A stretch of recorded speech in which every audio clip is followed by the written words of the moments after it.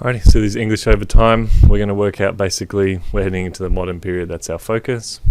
So there's early and late modern, but we'll get into that later.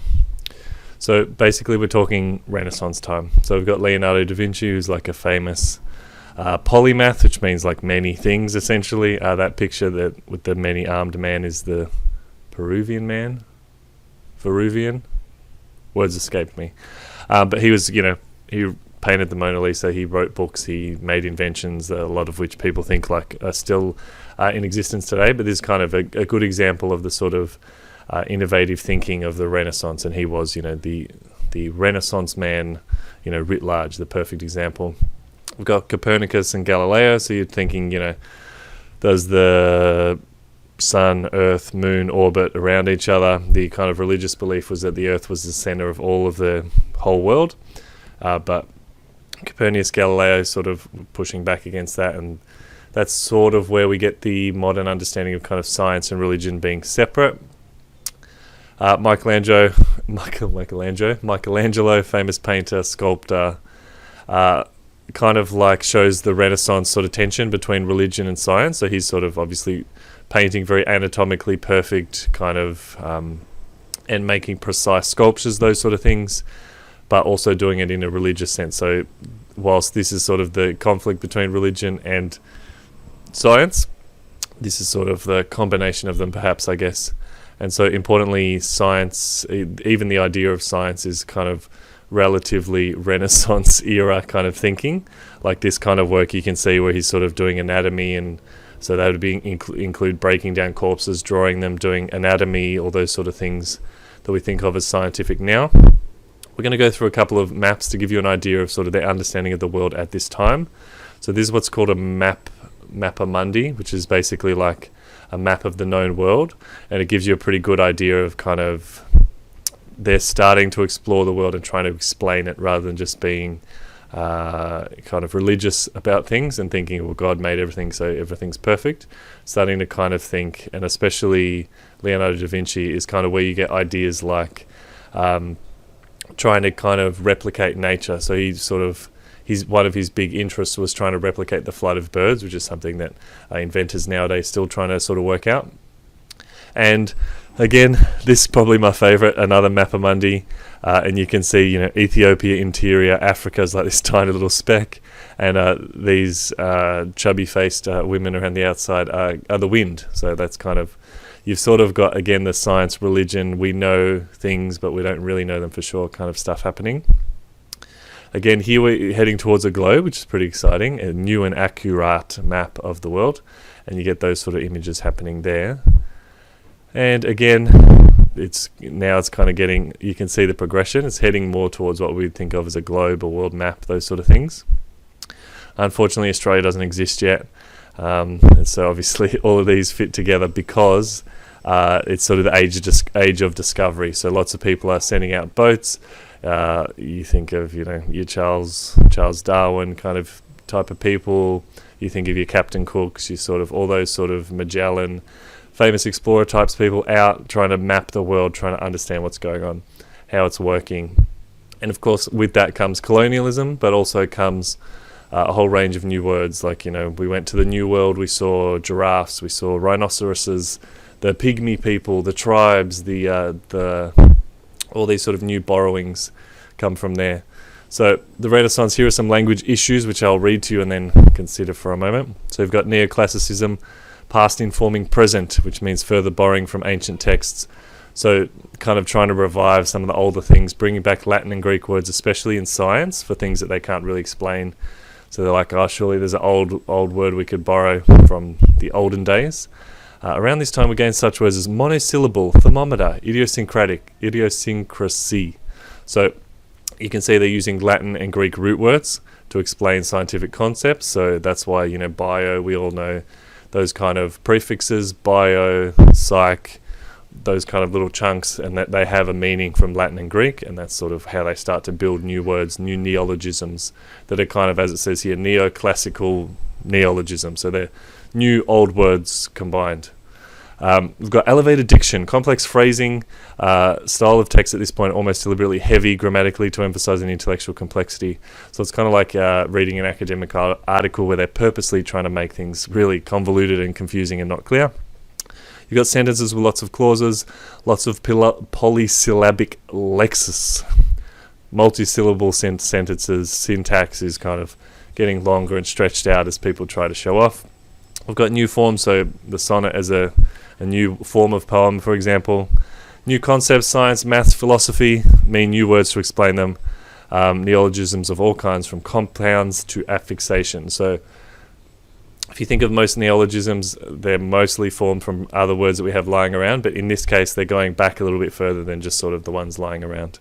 And a huge increase in linguistic creativity. So people are very much making up new words, new ideas, and new thinking. So at this point, you should pause the screen, have a look at these words, and try and guess etymologically where they are from. And then use a bit of an etymology search, lexico.com, for example, to kind of look them up and see where they're from. And obviously they will have linked to this Renaissance period and the kind of explosion of language, new words, science, religion, all those sort of things. So borrowing's on the right, so you're thinking kind of new explorations, going cocoa, chocolate, coffee from the sort of South America type areas and those sort of places. On the left, you're looking at from classical learning, so you've got combination of old language with new words. Old languages being put together to make new words.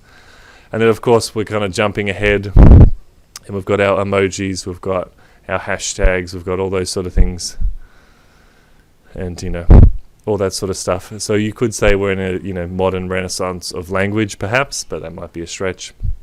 Inkhorn controversy is basically the idea that borrowing words is a bit saucy. So basically, it's as old as time.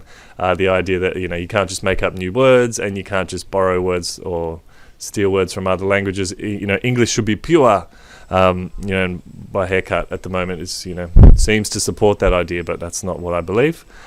So basically the Inkhorn controversy is the idea of instead of doing all the words that we just talked about, other cultures, classical learning combinations, new words, that we should sort of use normal standard English, not new English.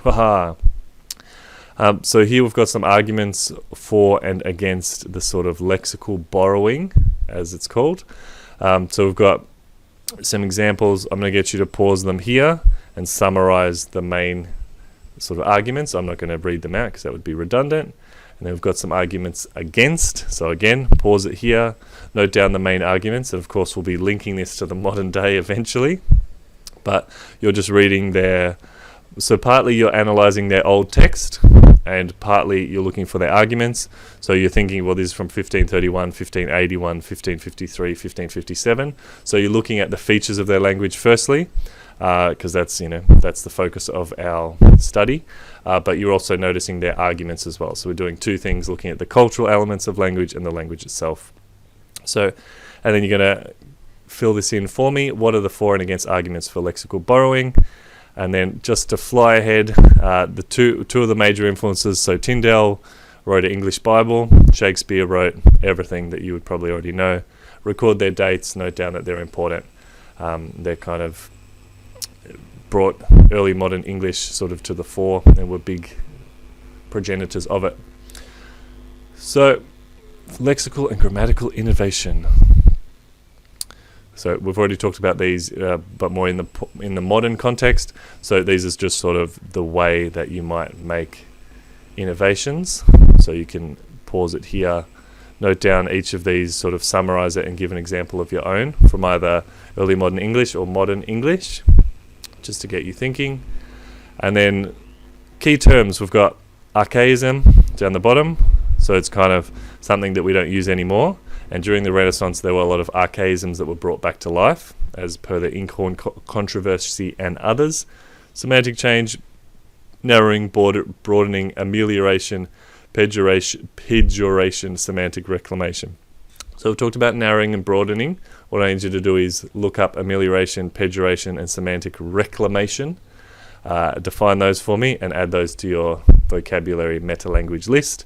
We've got functional shift, so it takes on a new syntactic function. So normalization, turning verbs into nouns, nouns into verbs.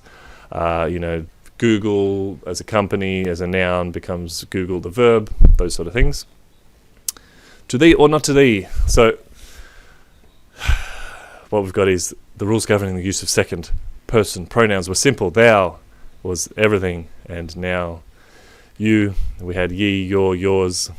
Then in Middle English there was a choice, thou or you. Quite quickly the language developed a set of social norms based on distinctions. So this is sort of a version of narrowing. And as we listened to on the lecture from a couple of weeks ago, the idea that three tenses is sort of being streamlined into two by younger generations. So there's always a sort of a sharpening and tightening of our language. So we've got some cleverness here, which are nice and neat and important for you to get the hang of. So idioms basically like short little expressions that we all use, like, chip off the old block, the apple of my eye, those kind of things. And there we go. So literature, moving towards standardization. Anytime you write anything down, you sort of need to standardize things. And so Shakespeare's a famous example because he had 3 or 4 spellings of his name, but we only think of one of them as the one that is correct, and that's partly due to sort of standardization.